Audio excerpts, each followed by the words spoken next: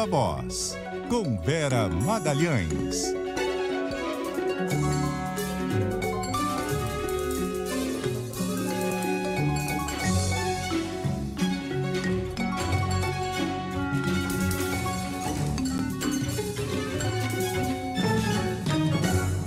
Oi, Vera, boa noite, tudo bem?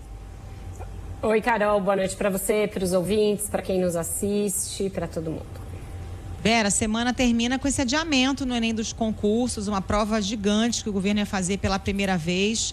Ontem a gente falou que era melhor a fazer, você trouxe essa informação hoje mais cedo em primeira mão. E agora, como é que fica?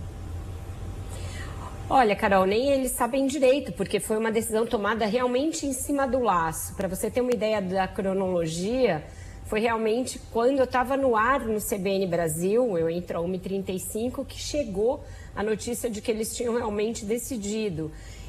Então foi horas antes do anúncio, eles fizeram um anúncio às 3 da tarde e até aquela hora ainda tinha dúvida no interior do governo, porque estava dividido ali o placar. Tinha ministros que defendiam que a prova deveria ser realizada porque haveria muito prejuízo para milhões de pessoas que se inscreveram, haveria um risco de vazamento da prova, tinha também aí a possibilidade de questionamentos jurídicos, porque o edital dos concursos estrito sensu não prevê essa possibilidade de adiamento em caso de desastre, catástrofe, etc. Então tinha muita dúvida e a gente viu isso na entrevista, né, da ministra Esther Dweck, um grau de improviso ali nas respostas. Ela dizia, olha, não vai ter vazamento porque a gente vai trazer tudo de volta para Brasília e vai armazenar em lugar que a ABIN vai segurar. Só que 65% das cidades que iam realizar a prova nesse domingo já tinham recebido a prova.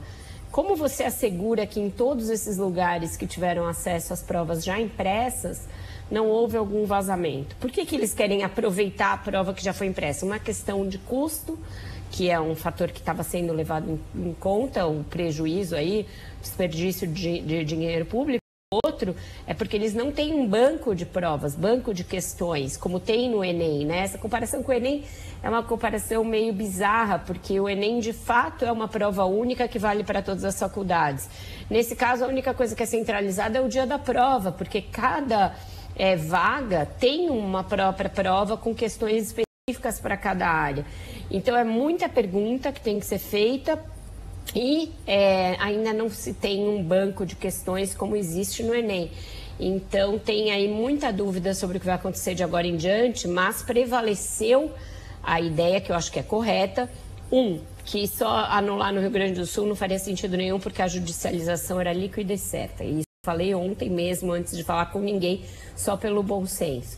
Segundo, que o presidente foi lá na véspera, viu a destruição, viu que o número de mortos ainda era crescente, houve mais mortos desde então, agora está chegando em Santa Catarina, então demonstraria uma desumanidade, uma insensibilidade por parte do governo que acabaria sendo muito desgastante para o presidente. E isso contou muito na hora de decidir, esse aspecto humanitário / político.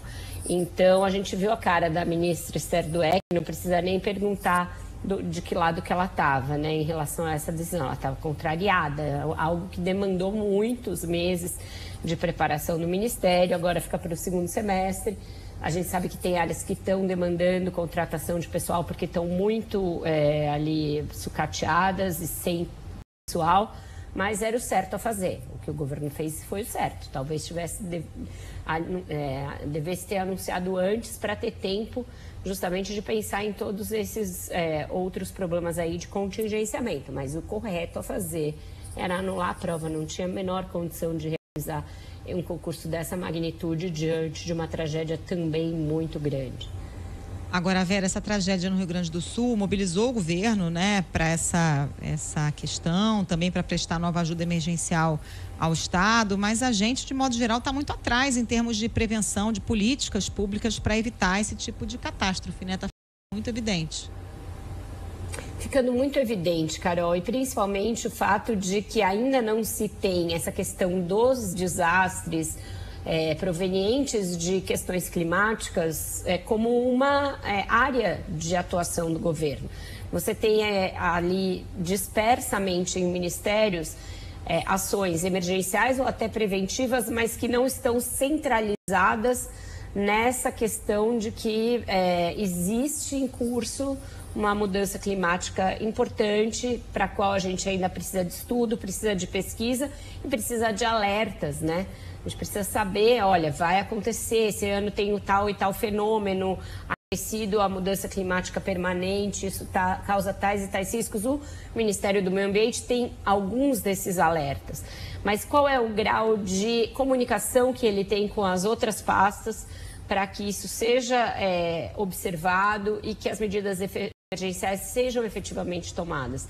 Na entrevista que eu e Guilherme Muniz fizemos com o ministro Jader Barbalho Filho no dia do feriado, na quarta-feira, ficou muito evidente que tudo que ele apresentou eram medidas de já contenção das tragédias ocorridas. Ele prestou contas do que foi feito em relação à tragédia de setembro e anunciou o que vai ser feito agora.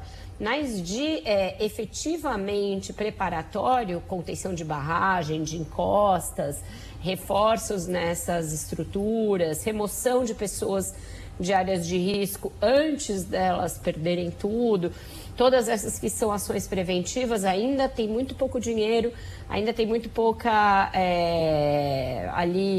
ação efetiva do governo.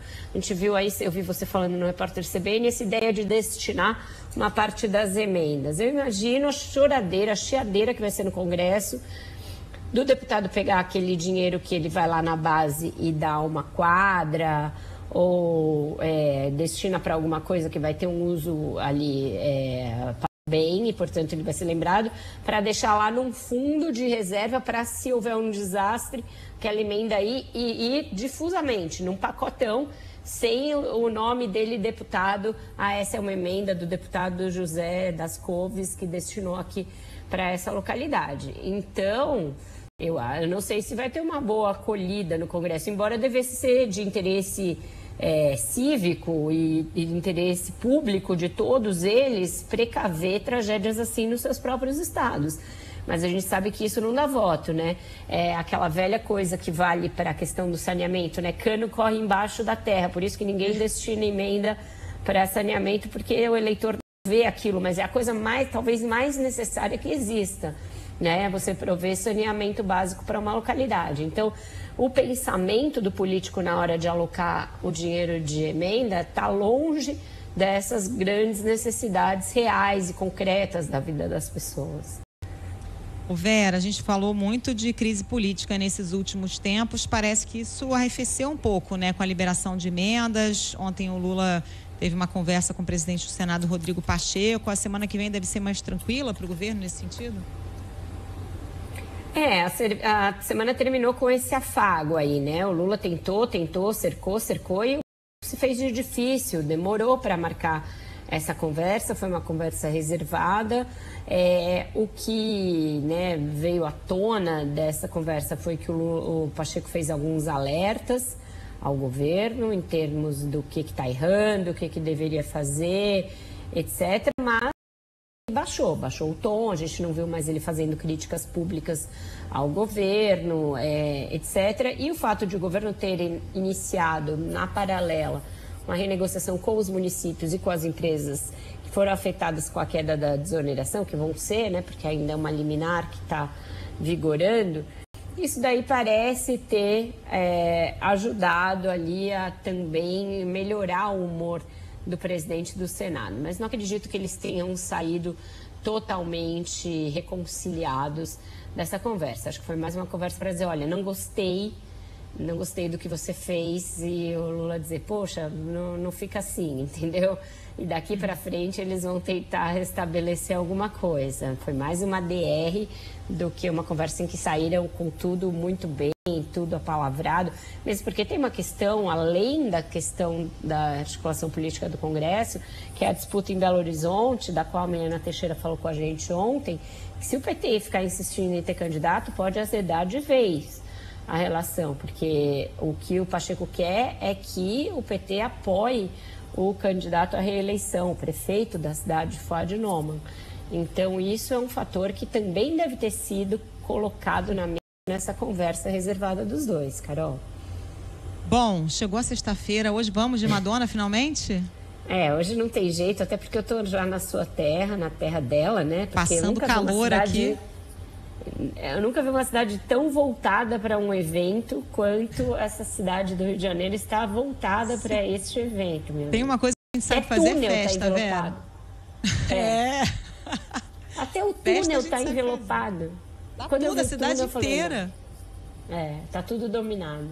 Tudo dominado. Então vamos de Madonna. Aí, então, Wender. Não pode ser Like a Prayer, que eu não aguento mais. Então vai ser Music, um pouco mais recente pra gente não dar uma bandeira de idade tão grande. Adorei aquele meme que você postou no seu Instagram. Tipo, jovens, não é pra idade de vocês, deixa que tem dor na lombar. Deixa espaço pra nós, o pessoal da dor na lombar, da artrose. Pra que o jovem quer nesse show, gente? Deixa pra nós. Jovem. Vocês já foram na Taylor, cada um no seu quadrado. Valeu, Vera. Beijo. Bom show, hein? Tchau. Pra você também. Até amanhã. Até amanhã não, até segunda. Não, até segunda. Até amanhã nas areias de Copa, talvez. Isso. Beijo. Tchau.